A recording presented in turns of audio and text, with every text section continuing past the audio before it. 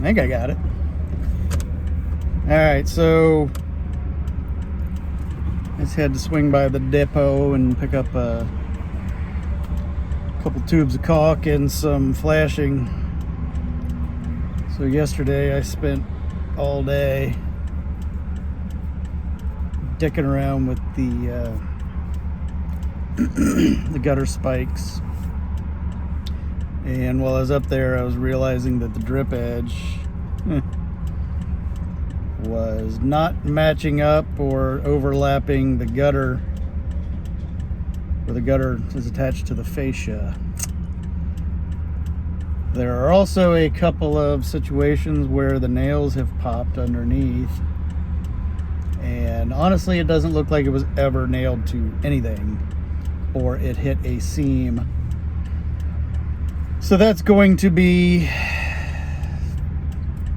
an endeavor to remedy,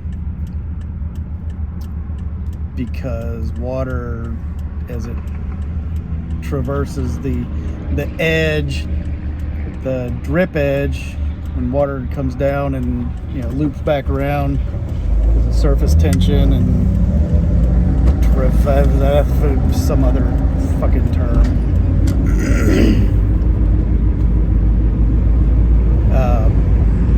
Like when you're pouring your coffee and it runs down the pot onto the counter.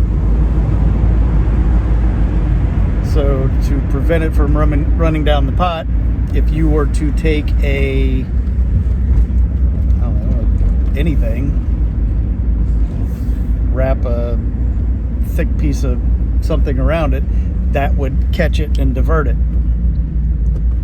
So that's what the drip edge is supposed to do. But when the drip edge is, your roof angle's here, your drip edge is underneath it, and water comes down and it's supposed to drip down and go into the gutter. Well, when you have a deluge, as we sometimes have,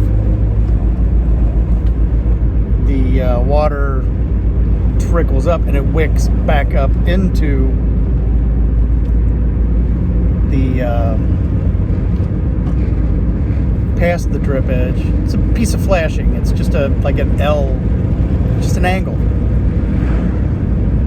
and it's just its job. It's an extra barrier. It's a drip edge. So for a temporary, long-term type fix until I can address it further, I'm going to take some aluminum flashing, which I had some in the garage. I had a 10-foot by 6-inch chunk, and I cut it into 2-inch strips, because some places it's only gapped. Where the drip edge comes down, you see the fascia and then the gutter. So the drip edge comes down, or the water comes down. When it comes over and hits the drip edge, it goes down, and then it leaks into behind the damn gutter. So lapping a piece of aluminum underneath it gives it that extra layer of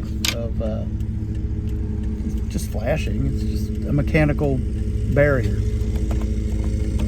Mechanical is always better than caulk, because caulk will fail. Never works the way you think it's going to work, especially on gutters. Man, gutters or anything exterior, you got to use the most stretchy and goopy stuff. That's why roof rubber and roofing compound is so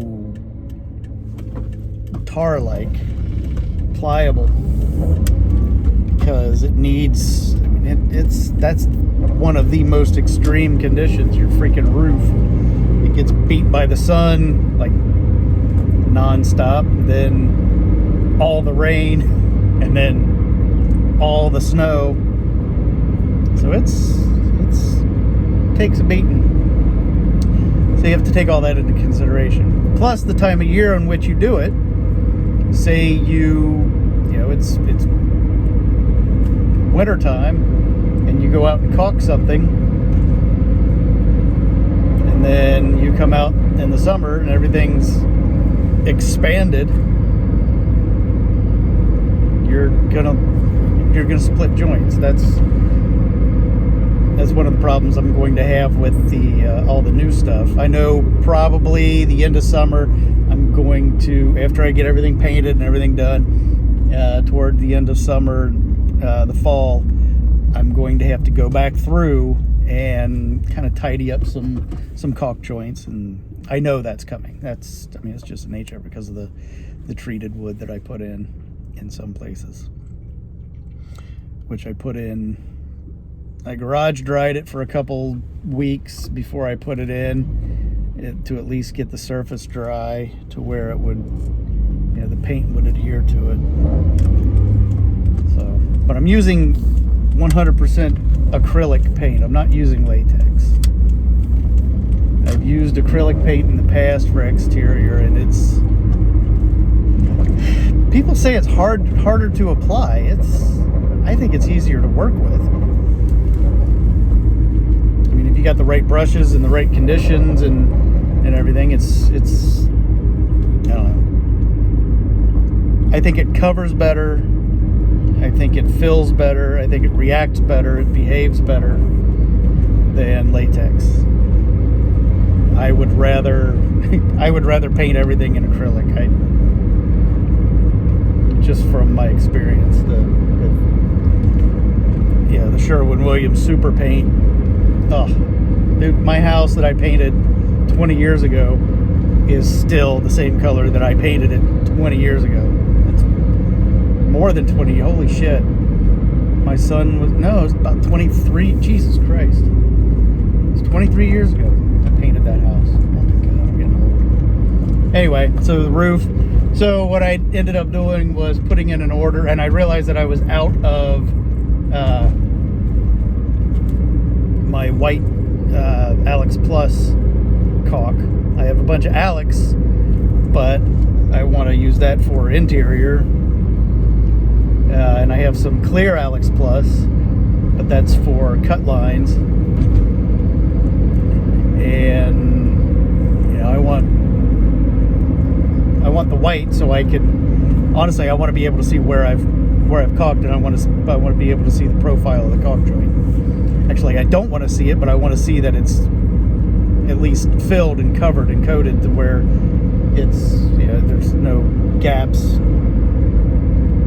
And the Alex Plus is siliconized, so it gives a little bit more. It has that little stretchy bit that I kind of need, and because it's probably 50, is close to 60 degrees maybe now, but it's real mild. It's not going to be a hot 60 degrees today. It's going to be really humid and cool-ish. No sun. So everything that I do, I have to back off just a little bit.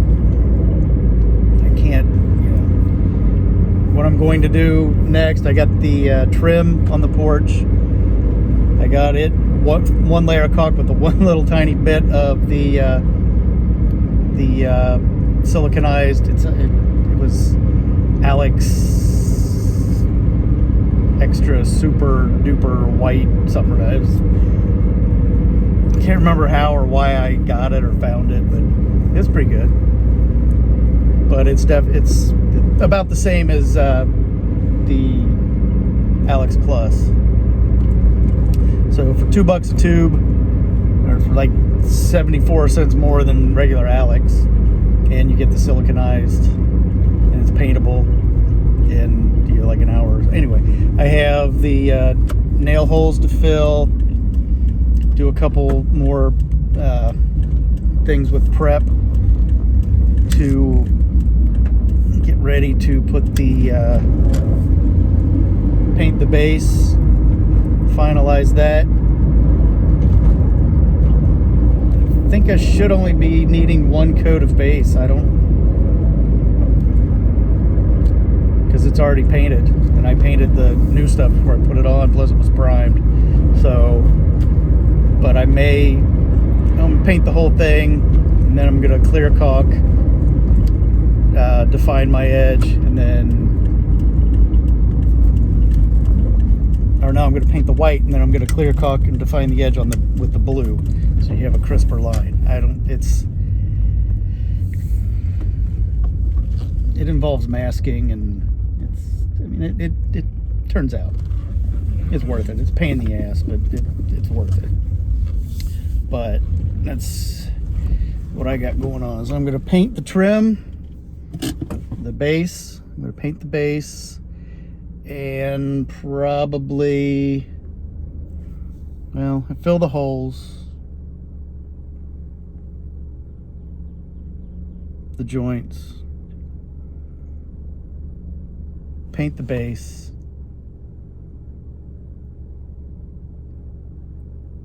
paint it again, then mask it. Probably tomorrow mask it and paint the blue, and then be done. And then in a couple days after it dries real well, go back with the with some and mask it off so I can pressure wash the block, so I can treat it. But apparently it's going to start raining this afternoon, and again, it's not going to let up for 40 days and 40 nights.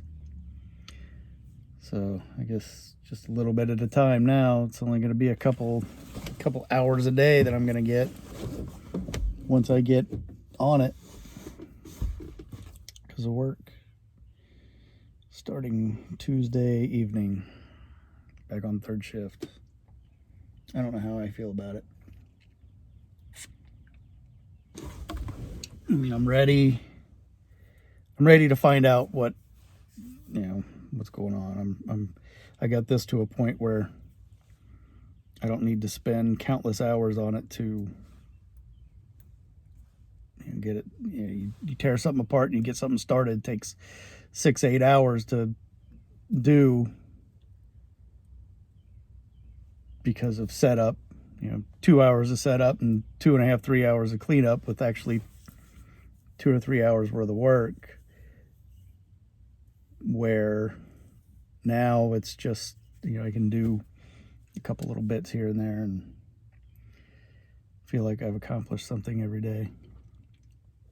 But I have to hit it every day, rain or shine. Well, I mean, if I can. But decontaminate this bullshit I got now and go finish caulking my shit. Take care of all my business. All right, fuck off. I got shit to do.